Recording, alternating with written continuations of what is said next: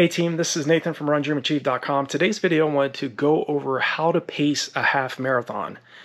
One of the most difficult parts about training for a half marathon, not only training for longer periods of time at your anaerobic threshold, doing those speed workouts where you're training at your maximum heart rate, training at your VO2 max where you're running so fast, you're building up so much lactic acid, you can't clear it faster than it's building up, so it's extremely painful. So you're spending so many weeks preparing for your half marathon, and sometimes the most difficult part about pacing a half marathon is just holding back in the early stages of the race. And I was fortunate when I ran my personal best of 1:07:06 in Philadelphia at the Philadelphia half marathon in 2007. I had a friend of mine who, his name was Chris Pilletier, who ended up running 2:17 for the marathon, and that morning he beat me, ran 1:06:11.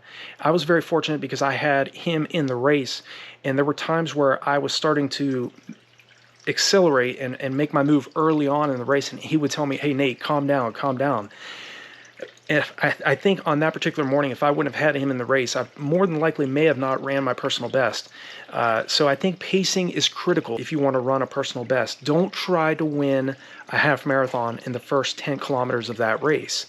So again, you can, even when I was in college, my collegiate coach, Jack Hazen, would tell us, you can get out the first 200 to 300 meters. You can sprint 200 to 300 meters in the early stages of your race and not build up any lactic acid even in that short amount of distance. So you can get out aggressive, but then once you get out, calm down, get settled into the race pace that you're going after, and do as best as you can to stay as relaxed and calm as you can when you're in the race. This is why I always harp on in other videos the importance of focusing on training well below goal race pace. So again, you're improving your body's lactate tolerance, but also staying calm, relaxed, and in control when you're racing. Because if you ever watch the best sprinters, the best middle to long distance runners, they always look calm. They do the very best that they can to not tense up. Their facial muscles are always relaxed. So these are conscious things that you can control in training and when you race, especially when you're running at faster paces. You don't have to think so much about it when you're running aerobically because you're not building up so much lactic acid that it's shutting down muscle functioning. But to improve as a half marathon runner and to run a new personal best and to run this event, which is a highly aerobic event, to run it effectively, you have to watch your pace strategy early on in the race. So if it was me, I wouldn't try to make a move until after 10 kilometers in a half marathon, and especially in the last 5 kilometers of the race. When I ran half marathons, when I ran my personal best, I was always running at all-out effort in the last 5 kilometers of the race, because again, this is where most runners are going to be the weakest mentally as well as physically, especially the runners that went out way too aggressively early on in the race. You have to also watch the other factors that go into running a great half marathon.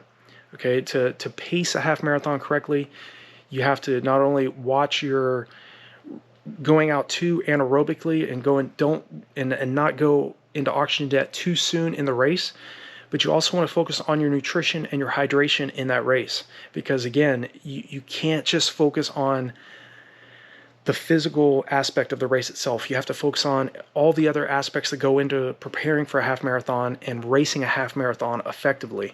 So in training, make sure you're practicing hydrating well before, during, and after your tempo runs, your long runs, those long runs, those varied pace long runs I talk about, where you're going to be running at a higher percentage of your maximum heart rate for a longer period of time during that long run. And make sure that you're focusing on that as well. Again, get out aggressively, but don't try to win that race in the first 10 kilometers. Get out. You can sprint the first 200 to 300 meters and then settle into the pace. Even before the race, if you can find a group of runners that are planning on running at or around the goal race pace that you're going after, then focus on staying near them.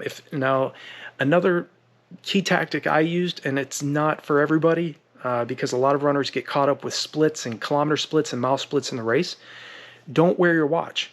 Because if you've done your homework in training and you've trained sufficiently at or far below half marathon goal race pace in training, you've trained closer down toward 3K to 10K race pace for your track sessions, you've done fartlek workouts where you're running closer to 5K to 10K race pace during your harder fartlek efforts, and if you've done that effectively, then whatever goal race pace you're going after is going to feel more like a tempo run rather than a sprint.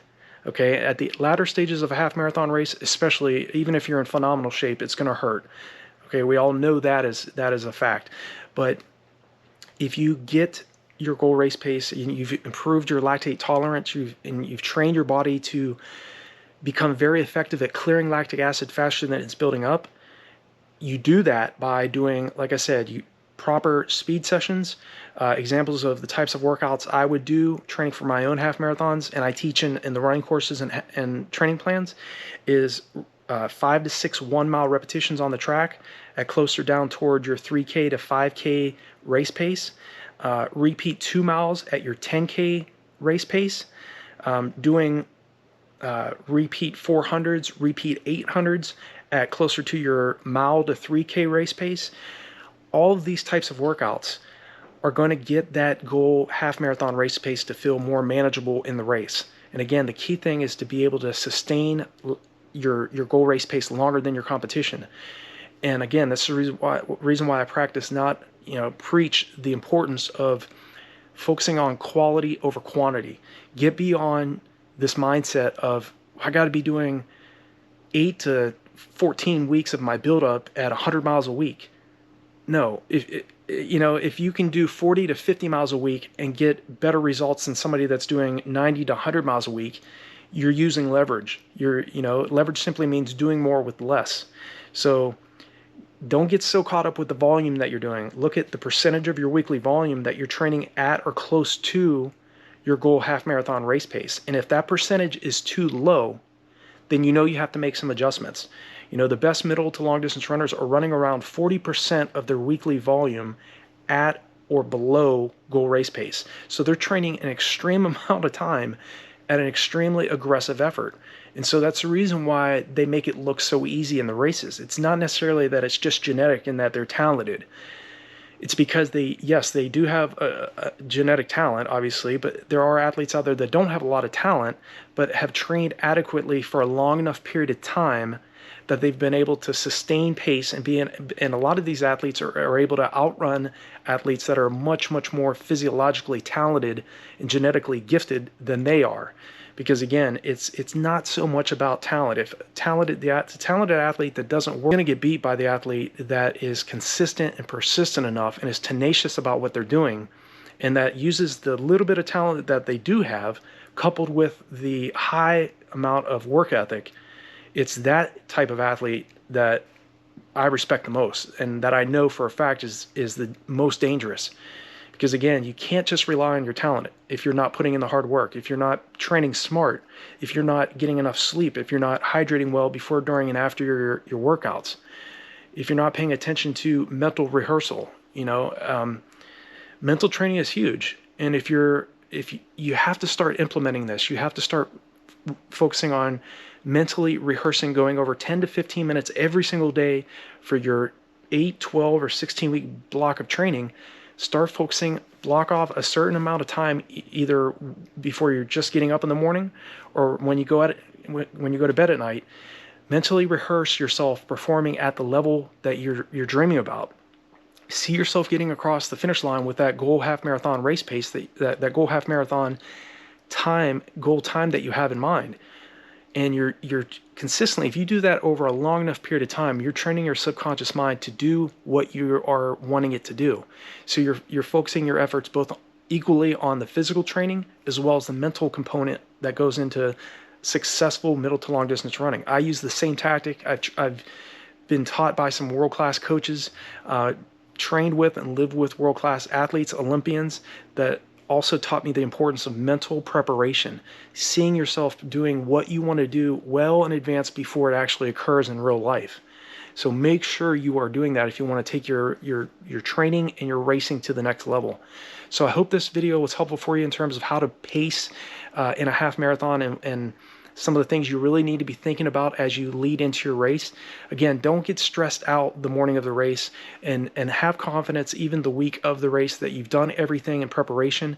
There's nothing in the race that your competition is going to be able to throw at you that you haven't already put yourself through in the race itself. So I hope this was helpful for you. If you have any other questions or you need a specific topic you want me to touch on in a future video, leave me a comment below in the comment section. Check out the resources below all of my videos.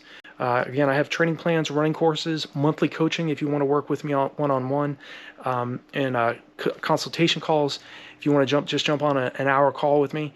There's a lot of free content as well here on RunDreamAchieve YouTube channel, as well as on the website as well. I have about 300 plus videos here that are absolutely free. So definitely check those resources out as well. So I wish you all the best, and I will talk to you all in the next video.